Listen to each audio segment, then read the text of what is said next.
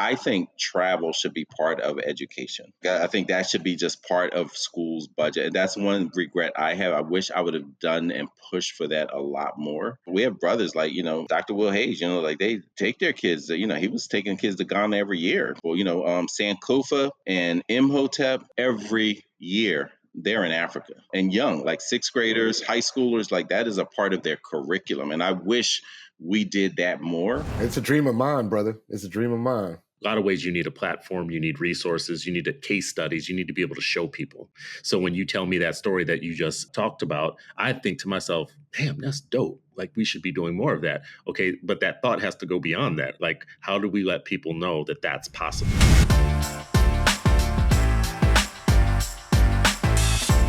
It is Freedom Friday and you are still not free. Welcome to another episode of Freedom Friday. It is Friday and you are still not free, but hopefully you're freer after this hour with Ish, Sharif, and me. We're going to talk today about something I've talked about before with you guys is I've never been out of the country. I didn't think it was a big deal. I actually planned to die not going anywhere out of the country. Felt like it wasn't my time anymore. Like I got all these kids. My youngest is still,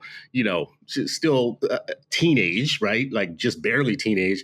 And so I got a lot more parenting to do. I have a lot of dollars that I have to stretch out over the next few years because still got youngins in the pipeline. So this idea that I would go somewhere, and it always had been Africa since I was a teenager, that I could envision myself one day going, it's that type of thing you dream of, but you don't really do. But I could see it when I was a teenager, like reading all this information, soaking up all this information about Africa, reading books like how Europe purposely, Europe, how Europe underdeveloped Africa was kind of the start of my like really following the thread and saying that I would want to go one day and see it. It occurred to me not long ago, my oldest son, my pride and joy, right after he got out of college, I was so proud because he left right away. Mm-hmm. He went to multiple different places in the world. Like he went right after college. Still going, right? Still going, right? So if you look at all the pictures that he has, places he's seen and whatnot, it's my dream, number one, to have a child do that. But I never really thought that I would until recently when I looked at the number of points that I have from all the domestic travel that I do. And I didn't pay attention to points. I rack them up. You guys know I travel a lot in the United States. But here's the bottom line. Here's the punchline. With the number of points that I have, it's instantly possible for me to go somewhere.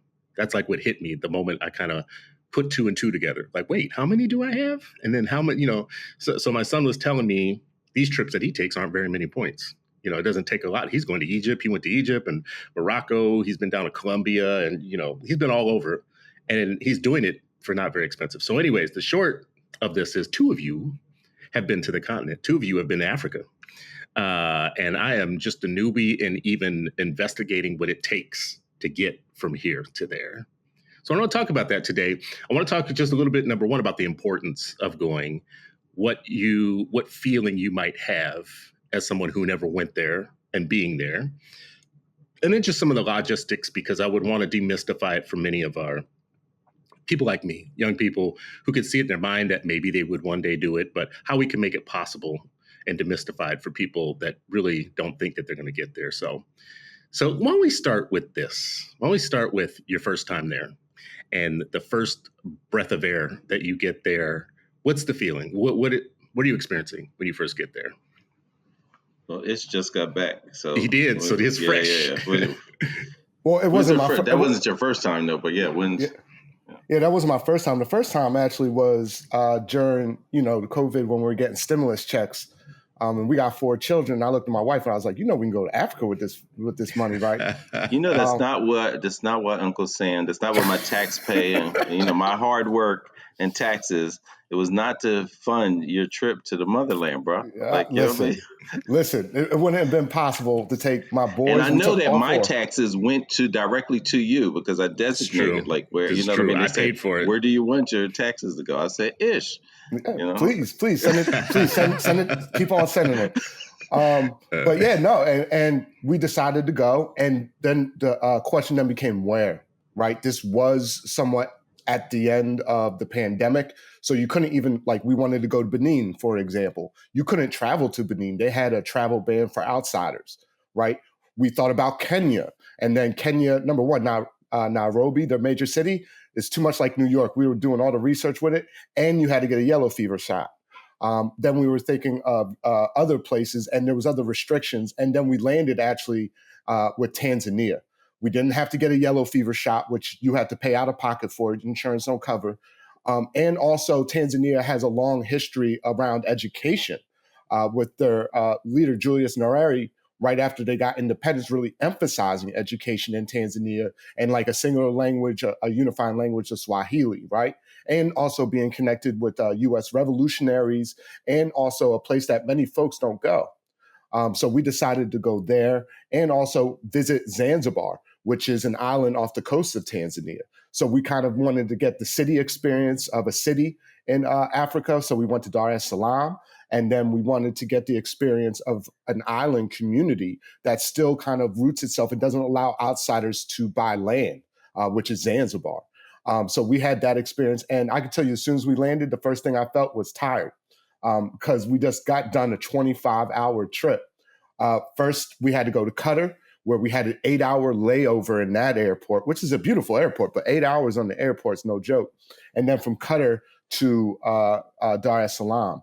And as soon as we landed, it was like, everybody was like, wow, this is like fascinating. You know, we had folks like taking us around and picked us up and everything. But then the first thing was like, what we're going to do. And besides being tired, I know that my wife and one of my sons stayed up, didn't even go to sleep, like just outside, like enjoying it, enjoying the atmosphere, enjoying the surroundings. And right there, it just felt like, wow, this is real. That we're on the other side of the world, and it's in Africa. And so my whole family, we even took my dad, who never left the country. That's the first time he ever left the country at the age of 64. And he had the experience of going to the continent. That's dope. I think I didn't know or forgotten that your dad went with you, man. Yeah, he quit smoking cigarettes after that, John, too. Wow. Like it was a life, like it was rejuvenated him. Yeah, man. Wow. So it was wonderful. That's dope. Yeah. I love it. I've not been to East Africa. That's been on my mother always wanted to go to Kenya. She had good friends in Kenya, and so that didn't happen. But my first trip was to the Congo. So it was fascinating because growing up, we always, Congo in the Pan-African world and the African liberation movement, it was always a central conversation. And from the time we were little, the Congo, Patrice Lumumba, where the Congo goes, Africa will go. If the Congo gets right, Africa gets right. If they're right, like, so it was always reconnecting to the Congo, and it's two Congos, but so this is the Democratic Republic of Congo, DRC. The Europeans carved everything up. So, and so, yeah, that was my first time in on the continent. And I remember it was finally, because my mom went to Nigeria when we were little, but she only took my sister. And I remember I was pissed. I must have been in like third or fourth grade. And we were like, she left the boys home. We're like, leaving us home? Like, you going to Africa? Like, oh, I was so upset, And so then years later, made it to DRC. And I would say the same thing. It was just like, one, being like, finally made it, and secondly, just being around, in a country that I heard about, for so long, recognizing Lumumba assassination, by CIA and their flunkies, what that man, Malcolm X, talking about it, and then actually being there and seeing the people, and just meeting family, like, so I got to, I was visiting a family friend who eventually I married, so it was good. So my wife knew my sister, my mother, my aunt, so they all knew, and they're like, "Oh, you're going there? Oh, connect with Fatima, and I met her family, and just it was great, man. I loved it, and now we try to get back as often as we can. To ask you guys kind of a deep question, was there something while you were there that kind of confronted your Americanness and your American training? Did you face any type of, I don't want to say conflict, but did it become painfully aware to you how Americanized you are by being there? I would say the toilets.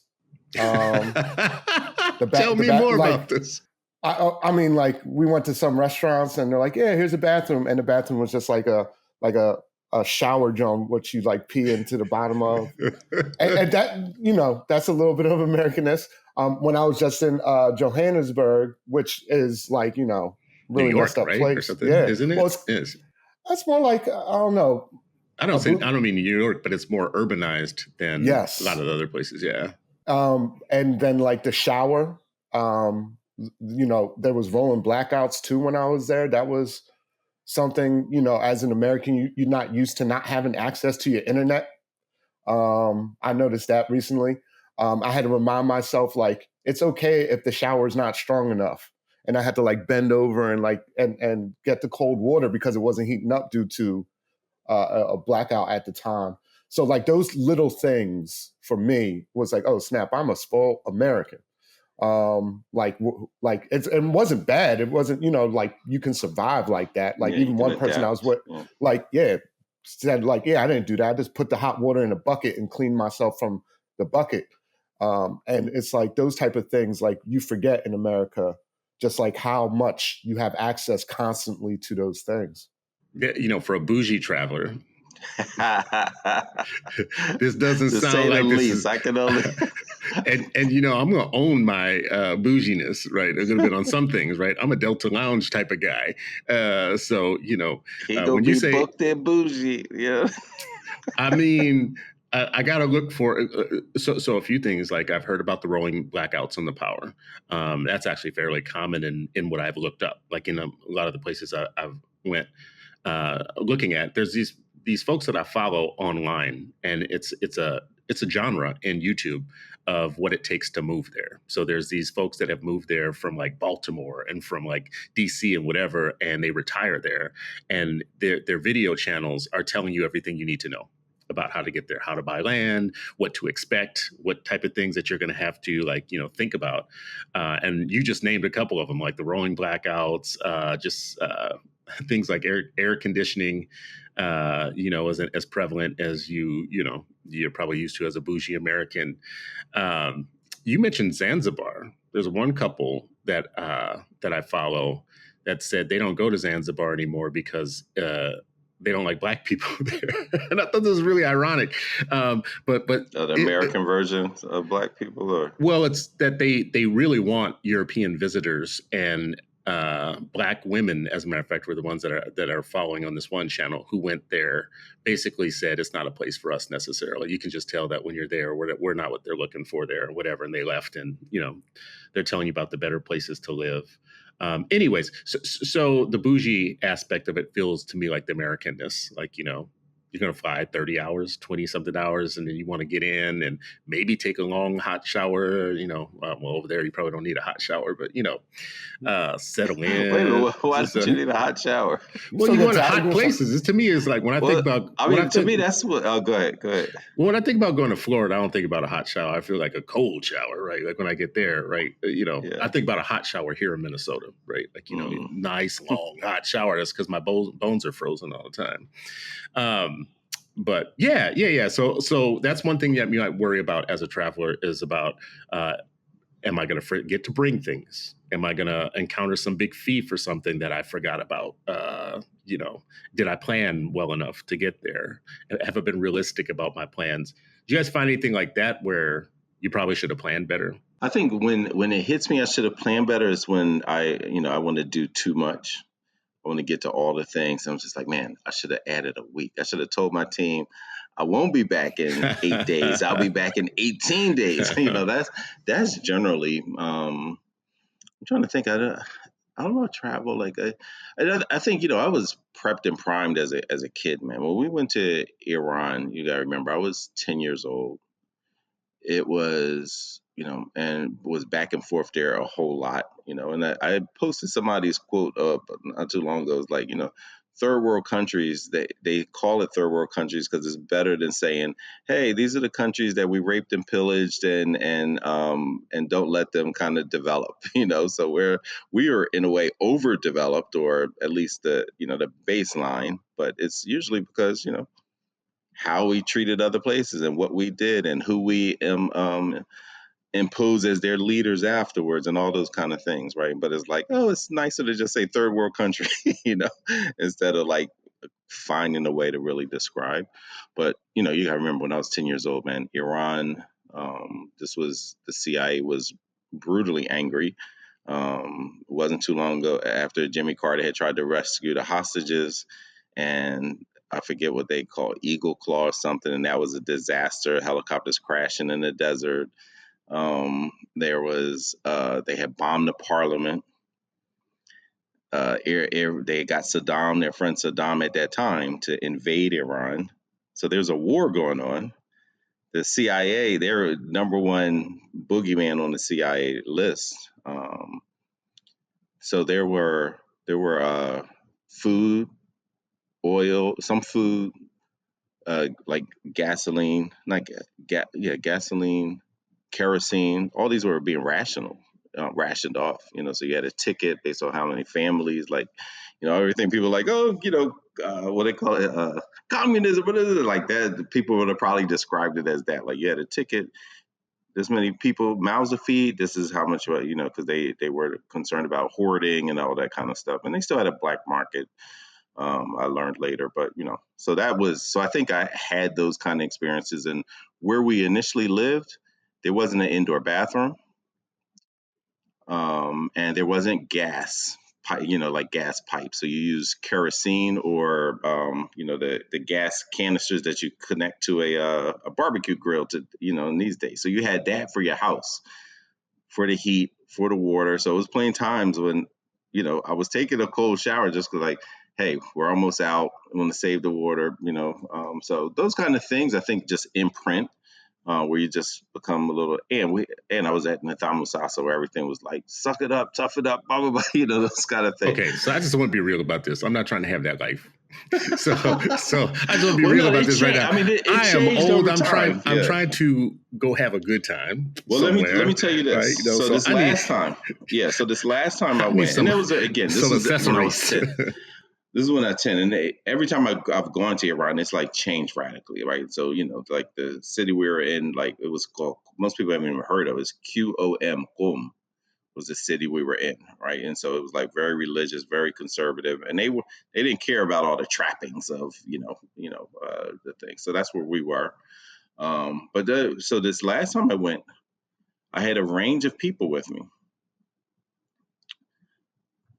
An 81-year-old, and this was her first time out, all the way to an 8-year-old, and a couple folks in between. We had another daughter who was 10, and my wife, so it was all of us. But we were like, all right, 81-year-old has never been out of the country, and she is very accustomed to, buttons and gadgets and being able to press things and they magically appear, as a lot of Americans, and she enjoyed it thoroughly, right?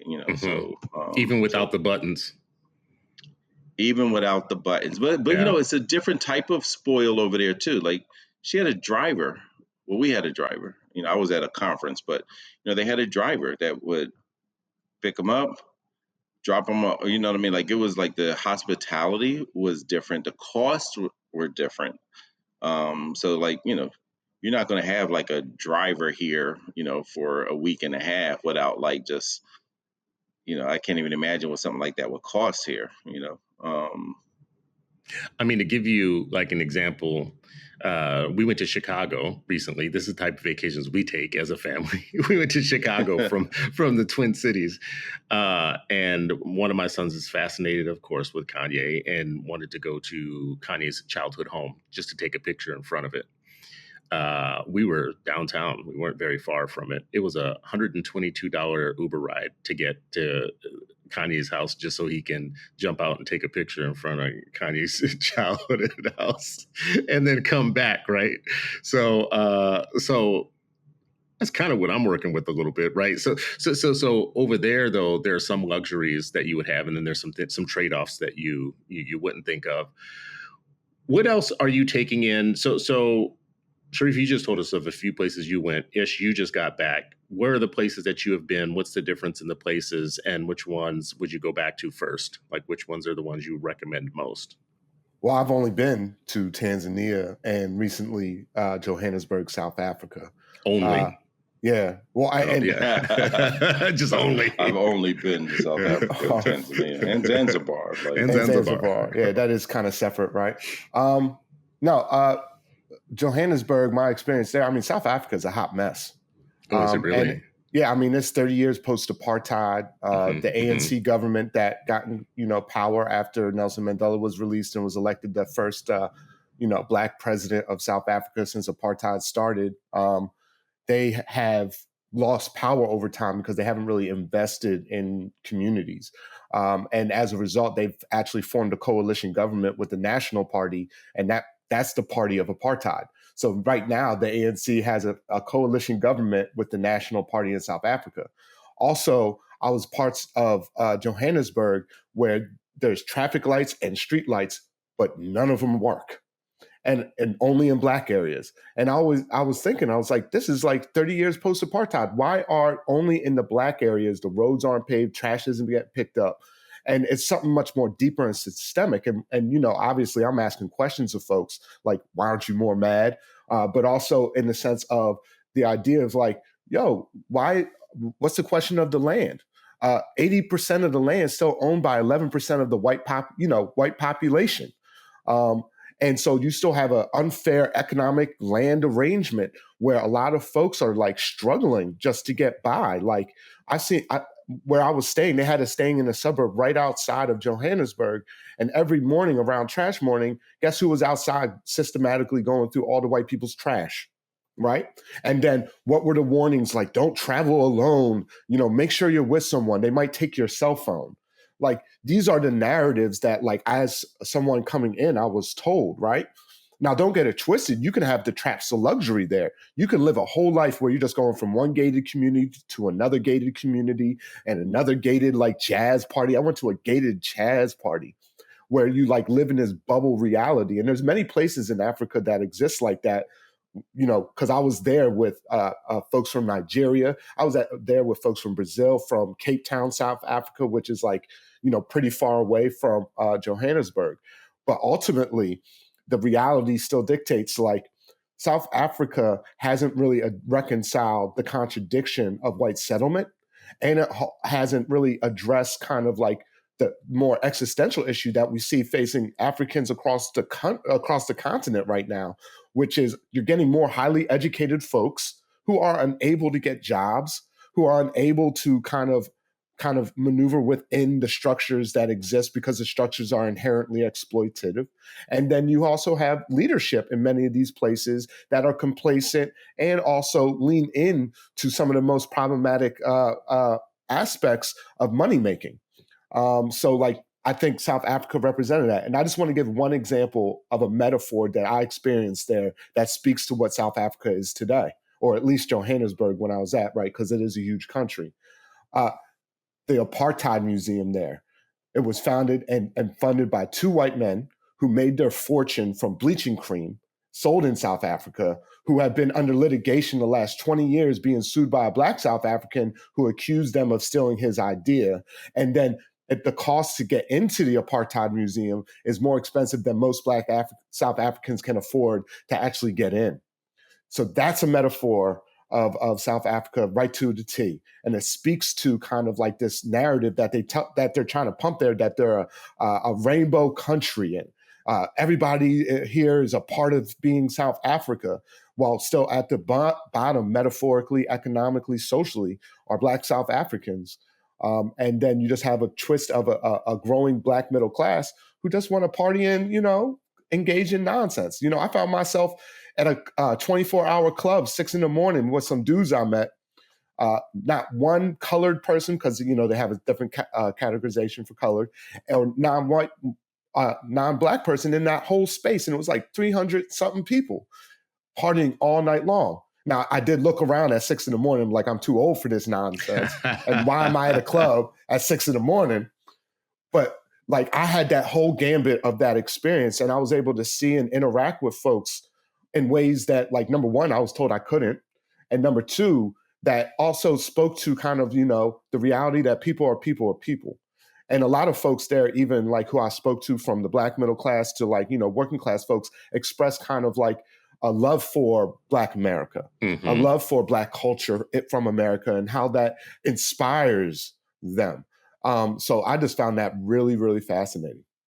On that, I would ask, is that an experience that you're going to have in a lot of places in Africa where you're going to be seeing the remnants of kind of imperialism and colonialism still physically embedded in the structures, like it's not over? So it's not like you're going to a free continent still, even though you want to go to the continent, like me, to feel this sense of relief and freedom, like, like I'm now back at the place where I could be fully actualized. But then I get there and I'm listening to the story you just said, and you're still seeing the remnants of imperialism and colonialism in a way that could be, I don't know what it could be. I'm thinking that could be a little bit depressing in some ways, to figure out that we still haven't won the game. Even on the continent, I shouldn't say even on the continent, especially on the continent, it's still carved up. It's still exploitation, by the Chinese and the Europeans and others. And it's just like what you just described to me. So you mentioned Cape Town. So Cape Town's one of the places that comes up when you're looking through all the vacation stuff, right? And it comes up and you look at it and it looks like it might as well be Monterey, California somewhere or whatever. It's like water and little mountainous and paved roads and all the kind of attributes of rich people. Paris Hilton vacations in South Africa. That's where she goes, right? It's that type of thing. And what I've read is that would be alluring to me as an American to go to a place that feels still very kind of like, first world and all that type of stuff. But right close by, not far away, is exactly the situation that you just mentioned. Is there's a barrier and there are groups of people there that if you open your eyes, you will see that the exploitation is still happening. So you'll be falling asleep to this, this pretty picture. But I'm on the fence. Because they got running water and shit. They got seafood and, all this stuff. And, you would want to experience that. But I don't know that I would want to be in a club until 6 a.m. with people that are partying when not far away there's like people that are starving. And not far away, too. Right outside. I walked outside that, John. The sun was out. And I was like, wow, it was something else, bro. And don't get it twisted. South Africa is different than a lot of places because the white settlers stayed and still own all that land. You have, like, I was talking to brothers from Nigeria. Like, if you're noticing what's happening in Nigeria right now, there's a huge youth movement there, like protesting the government in Kenya, in Tanzania, in Uganda, in Ghana. Right? Like the list goes on of folks pushing back against elite rulers there, not necessarily whites, but in cahoots with white interest and business interests who have been benefiting while the majority of the country is barely even getting by or being able to even support themselves despite becoming more highly educated. I think I read recently that almost like in some of these countries, like you're talking about 35% unemployment rate, 40% unemployment rate for folks under like 35. And it doesn't matter if they're like college educated, right? You're talking about a youth population that is just exploding all across the continent right now. And those divisions, those remnants of colonialism are still remaining somewhat intact by folks at the top who benefit. Yes, so which leads to a more complicated conversation, especially when you talk about a place like Nigeria, which I was able to really get with these brothers who are both professors from there from different angles. And I was with our sister Crystal Strong, who has a place there and organizes there, but also organizes in Philly, and just really got a nuanced picture of kind of movements, youth movements that are happening across the continent right now. And I think that's the real story. Like, the majority of the population is youthful, and they're getting tired of the arrangement that has existed after colonialism, which arguably has only been existing for like a generation or two. So let me lean on you guys just a little bit for your knowledge, and Sharif, you jump in on this too. when I was coming up, there was an independence movement that had just happened. I'm a kid of the 70s, so it was still happening, but there was a big wave that had happened before, like my earliest memory of kind of like political memories. But there was a sense that Africa was freeing itself, that like we're going independent, we're electing our own people, we're kicking out the colonists, they're going home. Lots of hope and kind of optimism of catharsis. I think that's a good word for it. Catharsis. There was this sense of ding dong, the wicked witch is dead. You're out of here. Blah blah blah. We're taking over, right? And then like there's a gap in my knowledge after that. Like what happens after that, like to where we get to the point today where we're still talking about 80% of the people in South Africa being white who own the land, or 80% of the land being owned by 11% of the people who are white, whatnot. There's this big gap, like between the 70s when everybody was freeing themselves, and South Africa was way later, But Gaddafi, I can remember there was like a lot of hope and optimism around what his leadership was going to do for the entire continent and how it was going to be, everybody's going to share the riches and the wealth. So what happened? Help me understand how you still have in Africa today where China, the United States, and Russia are still chopping it up in pieces and and France living off of the spoils of still raping the continent. Yeah, as they say, the revolution was not over, and it's interesting. Like your oppressor will join your revolution at some point. What? Say more They'll about join. this. So Oh wow. you picture, one that's part of the destabilization, right? So when you look at like Thomas Sankara, was it Calabar? Yeah, America Cabral. Yeah, Cabral, yeah. They were like these leaders who were part of like what I was also a child of the 70s, and I used to tell you like our classrooms were named after these freedom movements, right? And then the complexities of, and when I say the oppressor can join your revolution is like oh yeah, well let us help you, let us invest in you, but those investments are often bankrolled as these loans that you never get out of. Imagine a credit card that's, billions of dollars worth of interest, or sharecropping on your own land. Like all of those kind of things happen in policies and in ways where it's extremely difficult to get out of.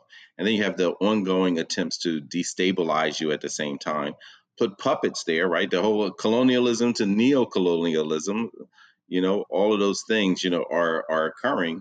And then same way that they, did in a lot of places, the people that the colonizers put in charge, often there were still remnants of that, right? So it's like this pyramid kind of structure um, that didn't really go away in a lot of places.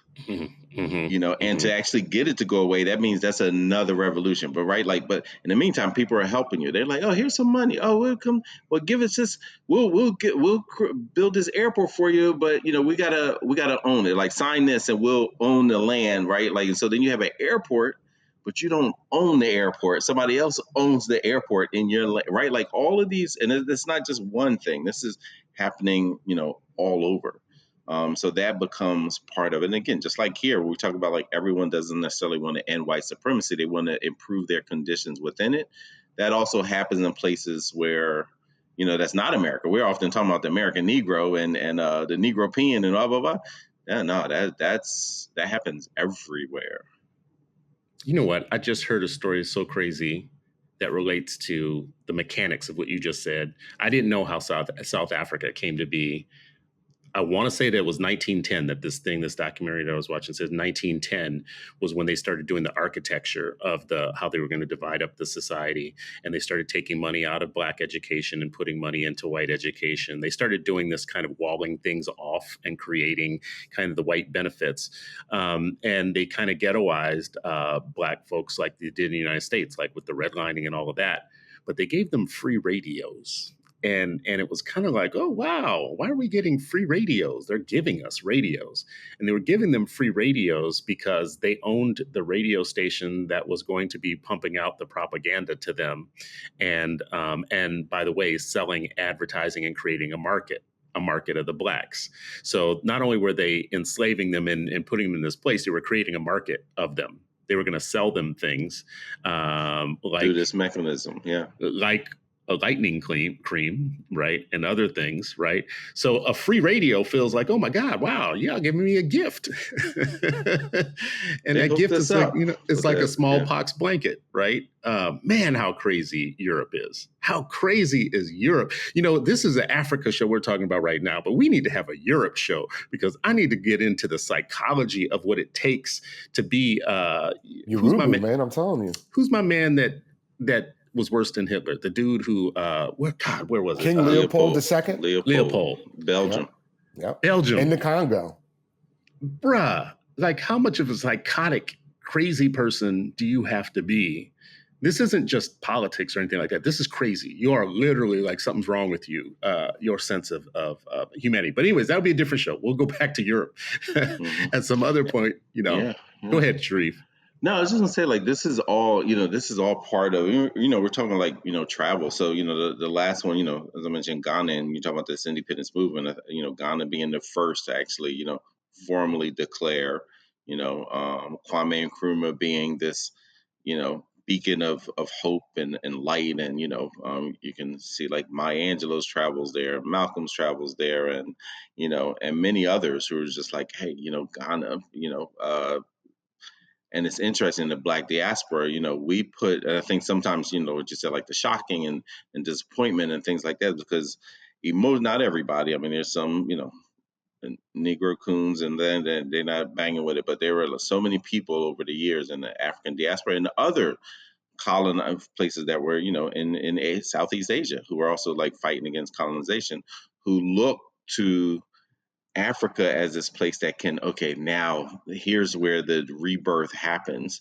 But then it's also interesting because when you talk to them, they were like, yeah, we were, as Ish said, oh, we were getting our inspiration from Black Americans, and the civil rights and the Black Power movement, right? Like all of these are, all this stuff is happening at the same time, in the 50s into the 70s.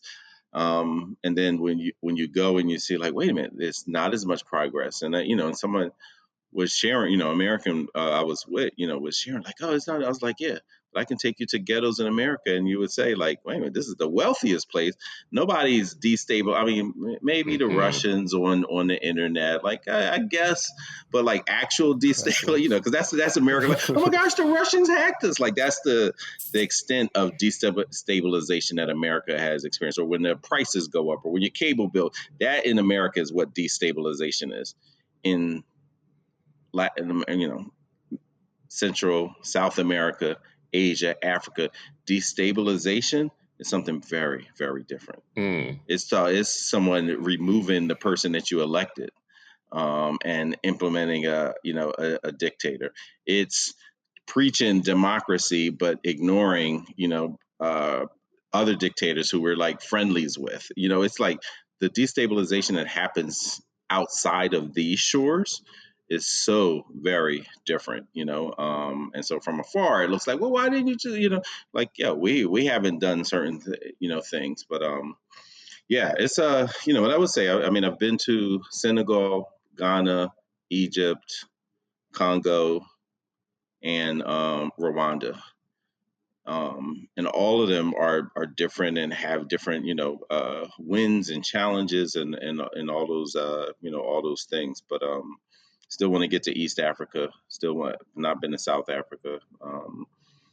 But they all have beauty in the different ways and different shapes and different forms. And the one thing I would say is like the one thing that, and it doesn't like shock me because when it's just like it's still hard to. It's like when you go to the most impoverished places in America, and then sometimes that looks like very different than impoverished in other places. If you go to like a shanty town in other countries, or you go to, places where, and this is, and I've not been to Jamaica, but like, sometimes seeing the images of, like rows and rows of tin houses, and, or in India, the place, there's some places in India that is like, it blows your mind.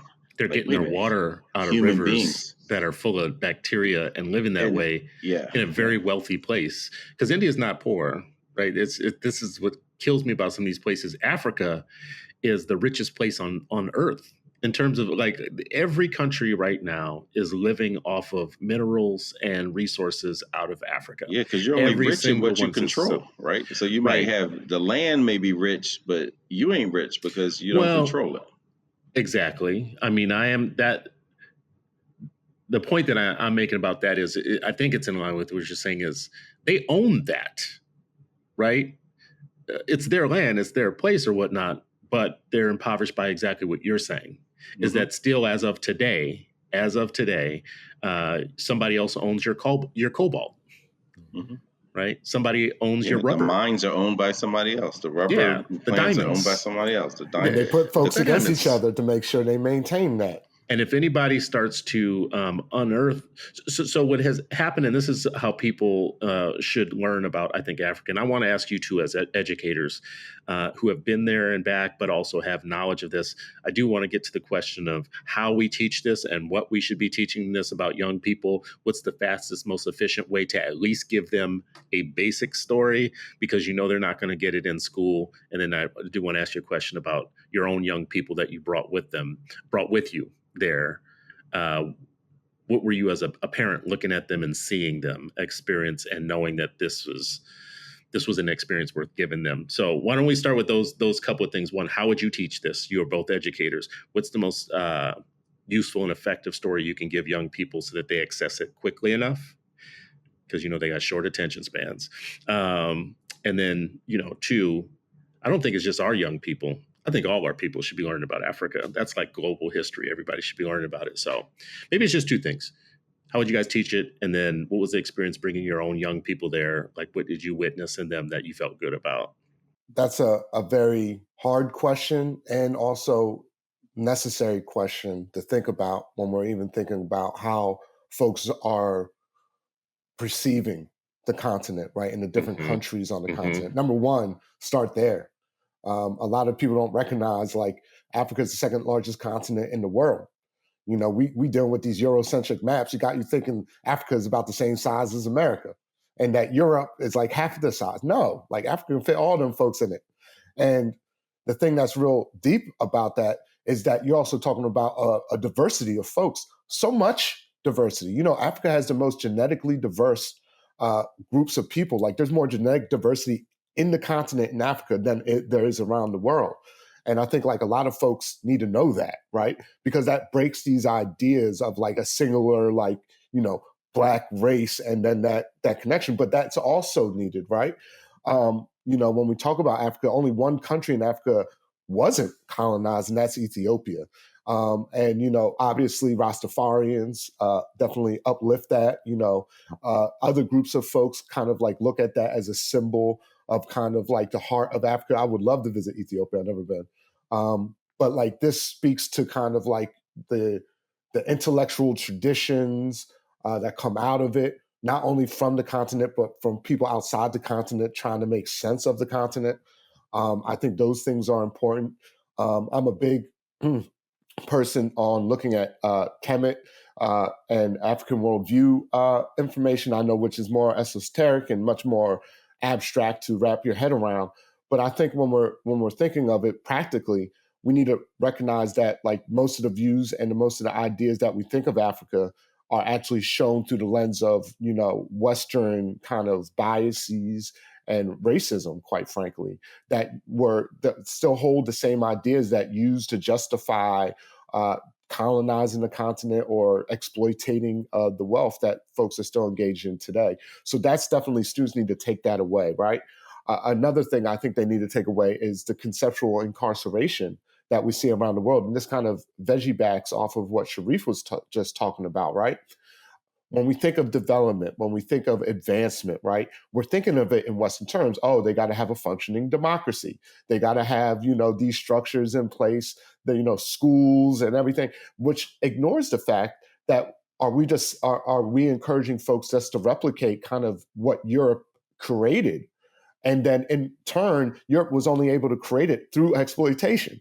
So are we just telling people to turn around and engage in that same behavior and then really challenge our students to kind of rethink and the need? And I was doing this when I was on the continent, when I was talking to folks, right? Like how do we re-envision something different, because this ain't working? This is falling apart. This is unsustainable. And I think out of the continent, folks out of the continent, that's where those ideas will come about. But that first you have to ask those questions. Instead of asking the question, it's like, well, how are you going to develop into a first world country? How are you going to do da, da, da, da?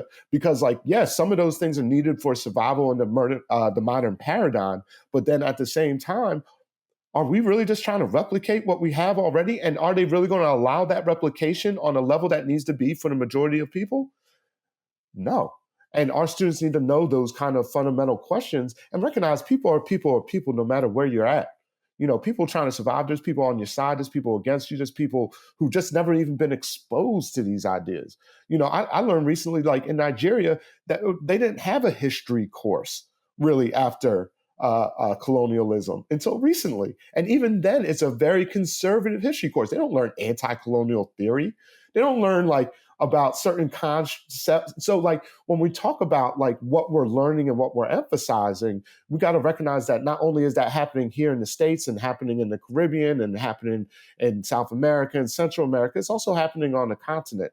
And folks need to shake off that mental imprisonment, quite frankly, and the conceptual incarceration that follows, that you think that the best way to live is to copy the folks that have gained their riches from exploiting you.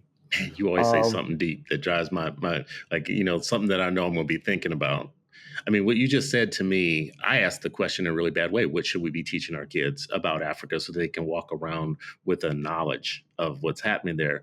Which, honestly, I should be asking a different question, which is, it has always been assumed that if African Americans get their crap together and assume a level of power and capital in this country, that it would make them more useful Pan-African wise to Haiti and to the continent and other places, right? We could be infiltrating here and double crossing, sending the resources and the organizing ability and the ability to convene to other places, not out of a sense of colonialism, but out of a sense of responsibility. Right? If you have more, you should be doing more. So we shouldn't be training our kids to understand this so that they can walk around with the knowledge of it. We should be asking them to be dangerous at some point. Basically, if you are going to vote here, or if you're going to participate here, exercise your power to say all the riches of Africa should stay with Africa. All the corporate arrangements should be part of our foreign policy to get rid of. All of our foreign, our chevrons and, all of our companies that are doing things over there need to be addressed and stopped from doing that right now, right? The Blackwaters of the world, which has an American kind of basis, who are doing things over there, whatnot. So this would be an agenda. You're not learning so that you can walk around with the knowledge and feel good about the knowledge. It's so that you could actually be a useful person globally to your people. Well, just real quick, I said this before. Naeem Akbar, the Black psychologist, said there's one war with two fronts, right? There's one war against white supremacy and racism, and that's a global fight, right? That's a front that we got to fight. But there's also the restoration of our folks. And so that also speaks to the worldview. It's reimagining a world that doesn't look like it does right now. Like I guess some people call it Afrofuturism, right? But it's much more deeper than that, because when we're talking about this is conversations that folks on the continent want to have too, or should be part of. And I think we're not doing that, and we're not framing what that fight is, right? The war is like this, that, and it's like, no, we need to really focus on who our enemy is and defeating that, but then also recognize there's an element of restoration, of returning back to the past, not to the past, but returning back to a conception of what the world could be outside of what Europe has created. And I'm going to keep on going back to that. And I was talking this smack with folks, they probably thought I was crazy, but it is necessary at this point, because when you'll be surprised when you talk to folks across the diaspora about these things, folks recognize that what is in existence right now is not good. And some people have reached the conclusion, this is what I need to do to survive. I feel like you answered my question. Sharif, I want to ask you about it too, but I feel like you answered my question is we should be teaching an agenda. We shouldn't just be teaching like knowledge. We should actually be teaching an agenda and making the next generation useful. And even as this is coming out my mouth, boy, this has not been my parental strategy. at all, right? Like, and I have not been particularly, I think, animated about imposing a worldview on my kids about this beyond knowing things, right? Like there needs to be something like, what's the quote? Knowing and not doing is the same as not knowing, So like, yeah, but you're not doing anything. Well, how's that any different than not knowing, right? Like that. So anyways, Sharif, is that realistic to you? We should be teaching kids not for knowledge, but teaching them for utility.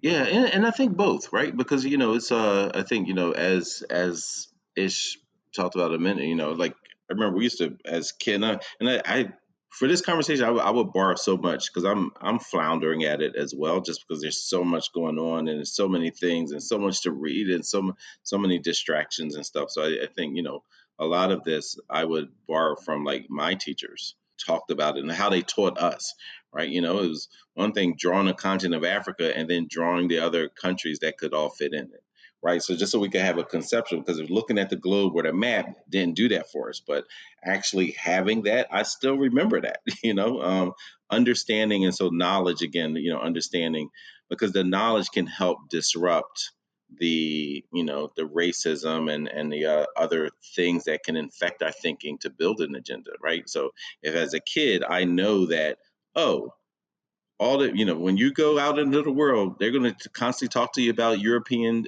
genius. Know that they're where they learned,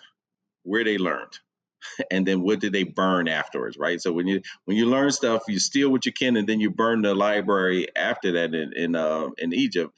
They understand like, wow, that was a ton of knowledge. When you understand like, oh, first Timbuktu and how that was a bastion of knowledge, understanding, of wealth, of travel, of Abu Bakr leaving there and coming to the Americas, not to colonize, not to destabilize, but to trade and engage with, right? To live with humans and other humans, exploring, blah blah blah, right? So that's knowledge that can kind of help understand and shape as you're becoming more sophisticated in thinking. You can help connect the dots, right? Where like, oh, the first library in the world was in Africa and by a woman, designed, created by a woman, right? Like, and so like that you always need the counter narrative, because especially for children, because what's coming, what they're going to be bombarded with. So as much as you can, saturate them with real knowledge, then it allows for the agenda to be built on that, because that's a firmer foundation. Because so many people have to unlearn and unthink, and then like, wow, I used to think that Africans were this or that, all that. And we see that here in the States, right? Like how many, I remember one of the first times, like, we have a sister, you met her, Chris, Dana King. First time like we worked together is because when I first became a principal, I was shocked and unprepared for the amount of animosity that young American Black youth had for African immigrants. And I was just like, yo, what the, and me, I'm just like, yo, we ain't having that, right? But I also needed something deeper, right? And so I reached out to Dana, who was connected to some African communities that were organized and organizations. And we started like, all right, now I have the knowledge, but also need techniques to help settle some of these things that's so much deeper, because that wasn't how I grew up, with this kind of hostility. It was like love and things like that. But like, there were some deeper issues, right? That people were teaching children were, and then it was just all these battles. So I think the agenda, absolutely, because agenda basically is you're thinking long term, what do I want them to be able to know and understand, right? And like, what does destabilization look like? What does it mean to nationalize, and what is sure as hell going to happen when a country nationalizes their resources?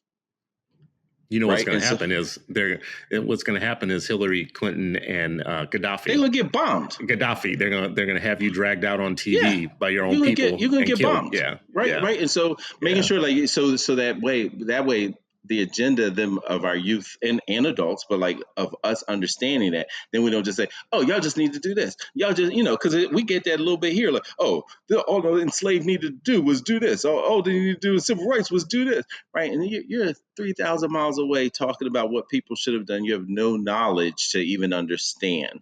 right? You're talking about stuff, and you're just like, shut up. You're talking about things you have no idea about. Not Sharif telling people shut up. And Damn. sometimes you gotta tell them, and You said it with your chest right there too. Yeah, he's like, it comes "Shut with a up." slap sometimes too. It comes with a slap sometimes. You know what I mean? Talk about So it's violence. like, you know what I mean? So that's important, and just the beauty of like human beings are human beings, right? Yeah. And understand like that whole like how Malcolm talks about like just it's one of the ways I think to help ground the Africa and the America or the global is some of his teaching, some of his speeches, some of you can pull from his material and others, but I think sometimes he just speaks about it in such a clear, distinct way, where he talks about like the self-hatred.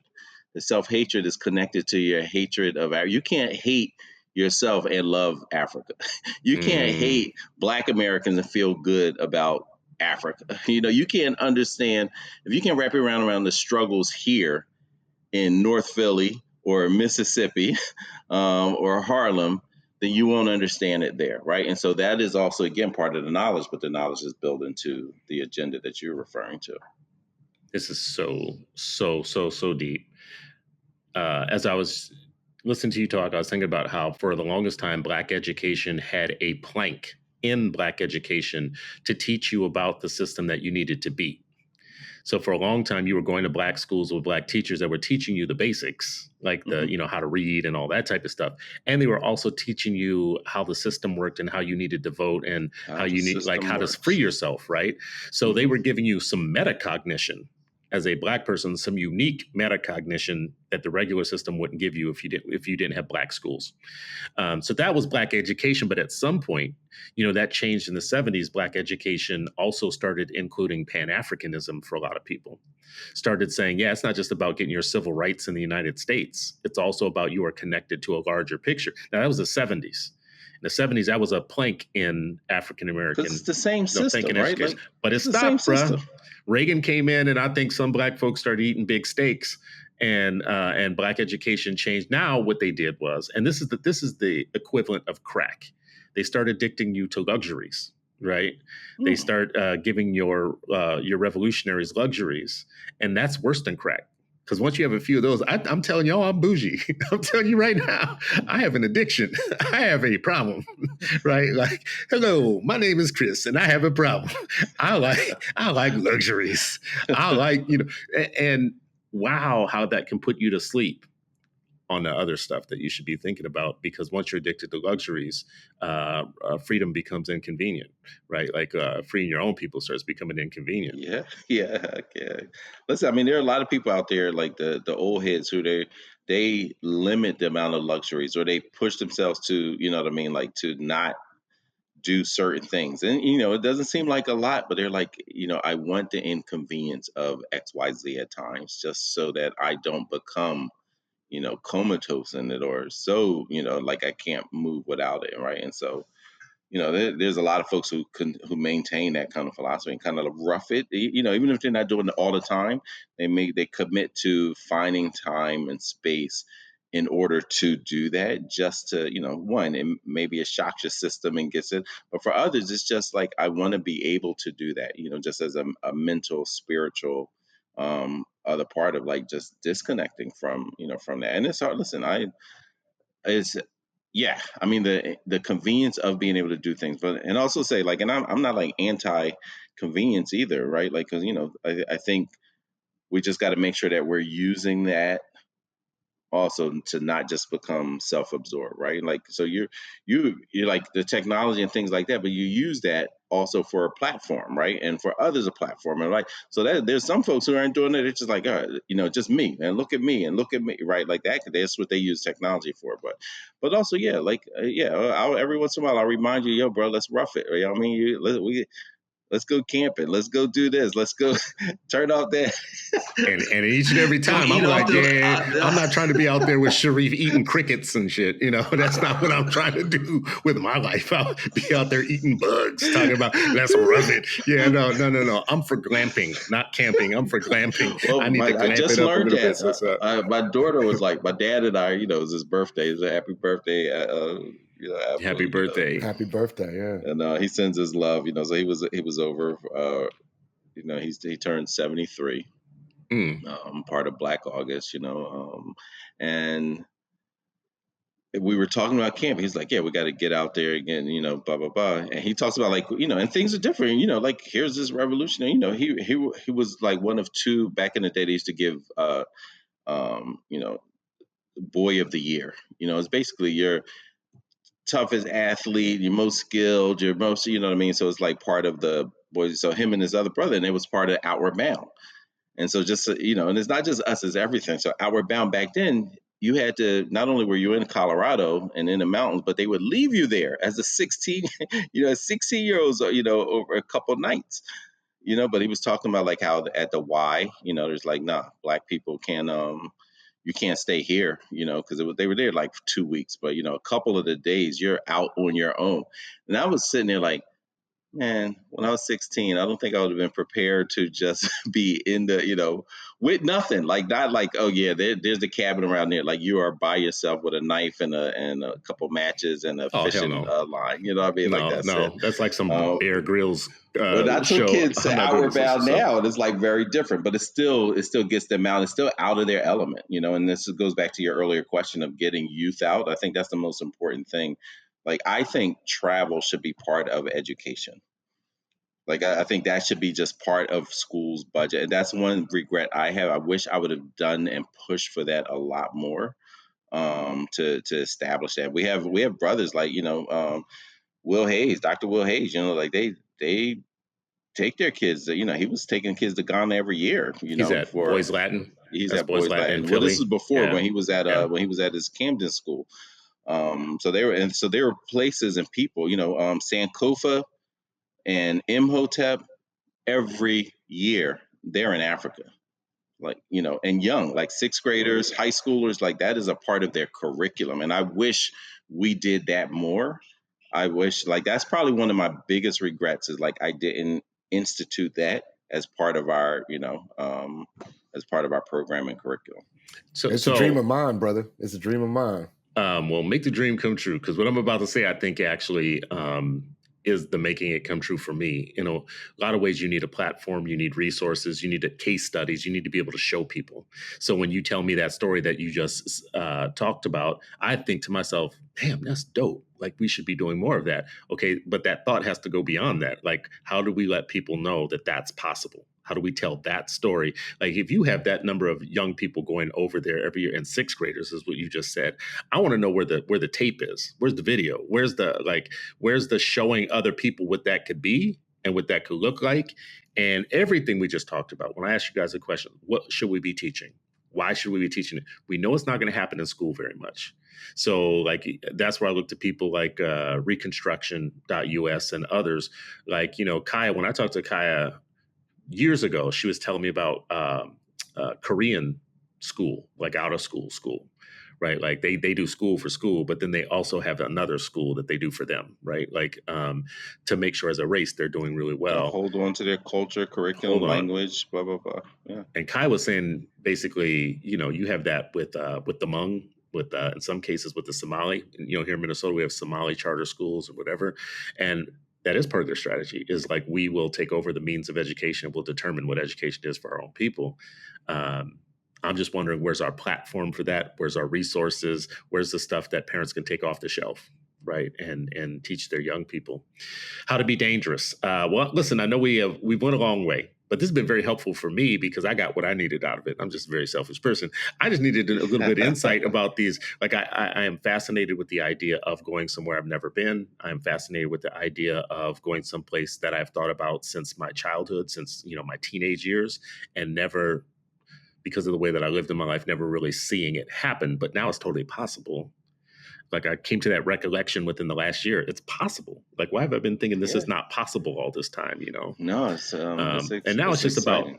About narrowing it down. For you, narrowing it down. You guys mentioned in all of this, there was this little. You just said it once. The place that keeps popping up as the number one interesting place that you should go see is Rwanda. and for a lot of different reasons that I would have never suspected. Because, like, listen, I've heard about Hutus and Tutsis. I saw Hotel Rwanda. I did not know that they've had this amazing kind of like transformation, and it's landlocked. It's not on water, but it's beautiful, and it's becoming a place where like it's a dark horse choice, like to go to as people are talking about all these other places. So at least I'm doing my research. At least I'm trying to figure it out and do my research. So thank you, brothers. Appreciate you so much. Is there any last words that you have in terms of what we should be sharing with each other in terms of information and knowledge and our young people about the continent? I